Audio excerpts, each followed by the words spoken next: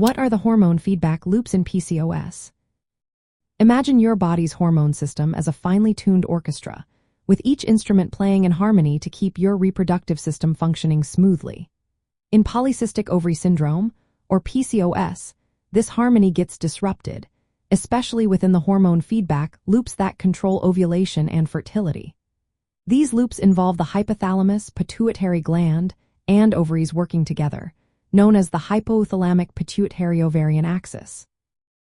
Normally, the hypothalamus releases gonadotropin-releasing hormone in pulses, which signals the pituitary to produce two key hormones, follicle-stimulating hormone and luteinizing hormone.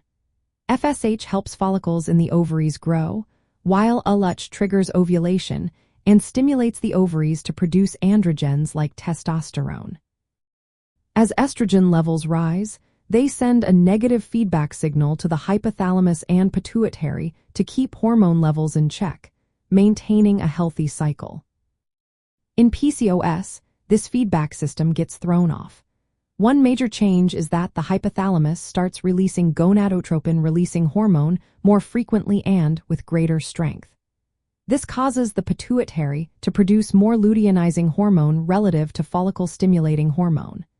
The high LH levels then overstimulate the ovarian theca cells, leading to increased production of androgens. These excess androgens not only cause symptoms like excess hair growth and acne but also interfere with normal follicle development. Instead of maturing properly, follicles become arrested, which prevents ovulation and results in irregular or absent periods. Another key aspect is that the usual negative feedback from ovarian hormones like estrogen and progesterone becomes less effective.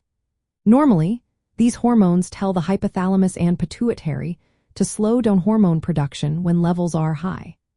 But in PCOS, women often need much higher levels of estrogen and progesterone to get the same feedback response, indicating that the brain's sensitivity to these hormones is reduced. Elevated androgens also play a role here, as they can impair the brain's ability to respond to hormonal signals. Androgens activate receptors in the brain that suppress progesterone receptor expression, which weakens progesterone's ability to inhibit gonadotropin-releasing hormone and luteinizing hormone pulses. This creates a vicious cycle of persistent high LH levels and ongoing androgen excess. The excess androgens also disrupt normal follicle development, leading to many small, immature follicles that produce slightly more estrogen but fail to mature into a dominant follicle for ovulation. Despite these elevated estrogen levels, the feedback mechanisms that should reduce LH secretion don't work properly, further fueling the imbalance. Metabolic factors like insulin resistance, which is common in PCOS, can worsen this situation. Insulin can boost androgen production in the ovaries and amplify the effects of high LH, making the hormonal imbalance even more pronounced. Understanding these feedback loops is crucial because they explain why women with PCOS often experience irregular periods, difficulty ovulating, and fertility challenges. Treatments aimed at restoring hormonal balance, such as lifestyle changes, medications that regulate ovulation, or insulin-sensitizing agents, work by helping to normalize these disrupted feedback mechanisms.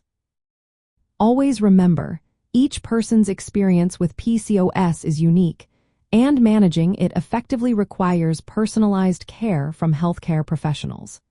If you're experiencing symptoms or fertility concerns, consult with a healthcare provider to explore the best options for you.